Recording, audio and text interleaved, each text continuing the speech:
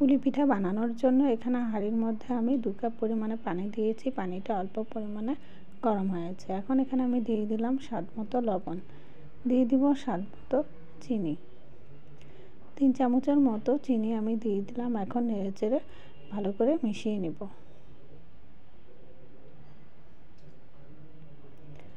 ভালো হয়ে পানিটা ফুটানো হয়েছে। এখন এখানে 1 কাপ চালের গুঁড়ি দিয়ে দিলাম।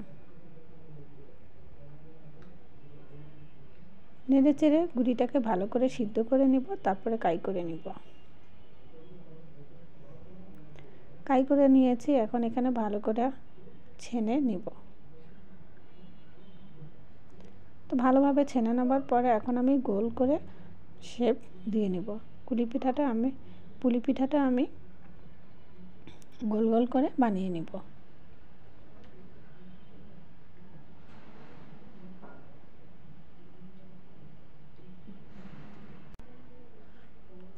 তো সবগুলো বানিয়ে নিয়েছি গোল গোল করে।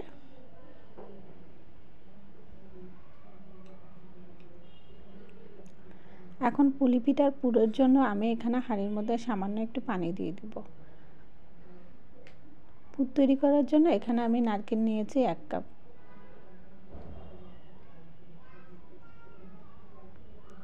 পানিটা গরম হয়েছে। এখন নারকেলগুলো দিয়ে দিব।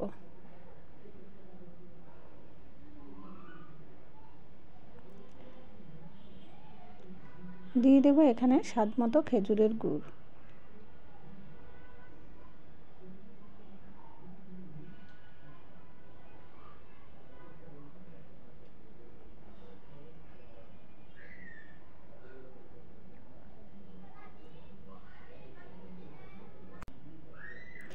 এখন ভালোভাবে নেড়েচেড়ে কিছুক্ষণ সময় নিয়ে তারপরে গুড়গুলোকে মিশিয়ে নিব নারকেলের সাথে।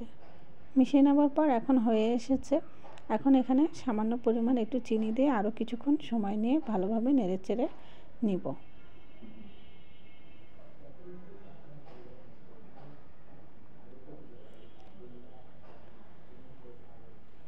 তো ভালোভাবে সব কিছু নেড়ে নেওয়ার পরে এখন আমি আরেকটু সামান্য পরিমাণ চালের গুঁড়ি দিয়ে দিব। পুরটাকে একটু আঠালো করে নিব। এখন চালের গুঁড়ি দিয়ে আরও কিছুক্ষণ সময় নেড়েচেড়ে নিব।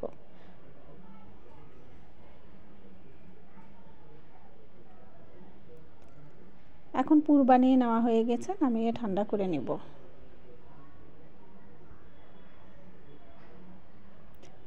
পুলি পিঠা বানানোর জন্য এখন আমি গোলাটাকে হাতে নিলাম, নিয়ে এখন হাত দিয়ে ঘুরিয়ে ঘুরিয়ে একটু বাটির মতো করে নেব। বাটির মতো করে নেওয়া হয়ে গিয়েছে। এখন ভিতরে আমি নারকেলের পুরগুলো দিয়ে দিব।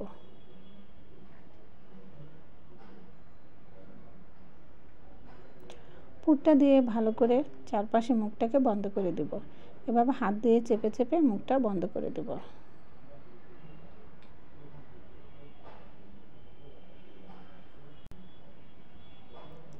এখন হাতের তালুর সাহায্যে ভালোভাবে ঘুরিয়ে ঘুরিয়ে গোল করে নেব।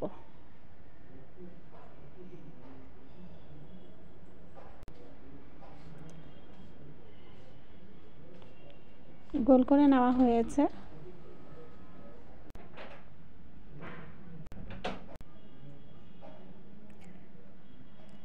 এভাবে সবগুলো আমি বানিয়ে নিব।